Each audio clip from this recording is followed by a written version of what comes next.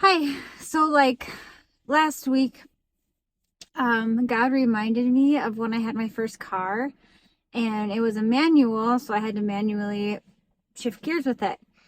And I heard the Lord saying, it's time to shift gears.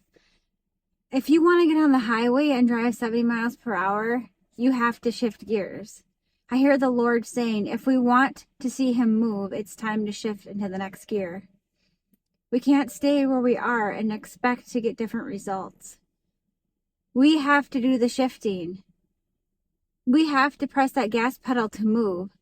So we have to do the work to move closer and more towards God.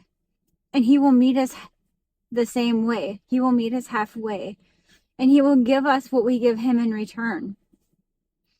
It's a season to be really bold and take it up to the next gear. And maybe it's time to shift out of park. Maybe you've just been sitting, having a relationship with God and just being content with where you're at and just hanging out in park. But there is no moving when you're in park. You're just sitting there. It's time for more.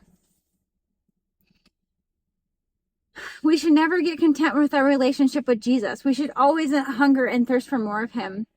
Smith Wigglesworth, and I quote, said, if you are in the same place as you were yesterday with Jesus, you are a backslider. That one's hard to forget.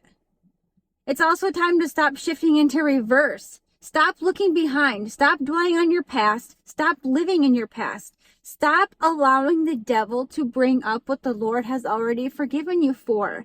He paid too high of a price for you to be shifting into reverse, and we will never get anywhere this way. It will be like you're stuck in neutral, getting nowhere. And we need to shift our thoughts from earth to heaven, because maybe if we get ready for heaven, it will actually come down to earth. So let's shift our focus on things above. It's time to start believing for the impossible, people. It's time to shift from fear to faith. It's time to shift our focus from Facebook and just get into his book.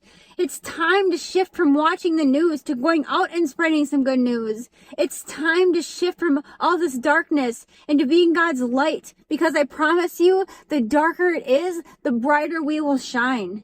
It's a new season. It's a new year, and it's time to shift into the next gear.